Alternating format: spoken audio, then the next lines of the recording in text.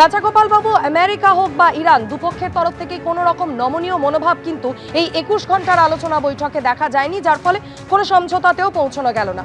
তাহলে যুদ্ধ পরিস্থিতিতে তৈরি হওয়া যাবতীয় জটিলতা, যার মধ্যে হরমুজ প্রণালী রয়েছে, গ্যাস এবং তেলের বন্টন রয়েছে, এই সমস্ত অবস্থার আর কি কোনো রকম অবসান ঘটবে? কোনো রকম আশার আলো কি আপনি দেখতে পাচ্ছেন?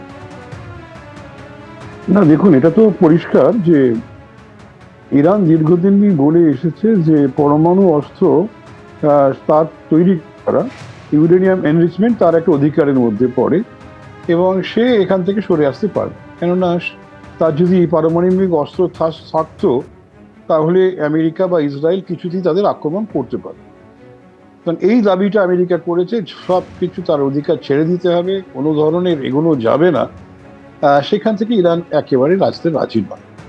এখন এটা খুব পরিষ্কার, এটা আমাদের বুঝতে হবে যে ইরান একথা বলছে কেননা তার হয়তো পারমাণবিক প্রস্তুতির সমানে চলছে এবং ইরানের পার্লামেন্টে যে ধরনের আলোচনা হয়েছে তাতে বোঝা যাচ্ছে যে তারা নিউক্লিয়ার অস্ত্র তৈরি করতে চাইছে, যে কোনো জন্য উপকারে না।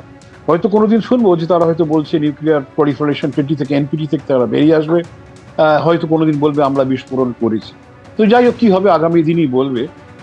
এতটা যখন আমেরিকার এই যে দুঃসহ যে ধরনের ক্ষতি ইরানের হয়েছে এবং প্রথম ফেজে যে ধরনের ক্ষতি হয়েছে ওরা বুঝেই উঠতে পারেনি, ওরা এখন নতুন করে সংহত করার চেষ্টা করছে, সেকেন্ড অ্যাটাকের দিকে যাচ্ছে।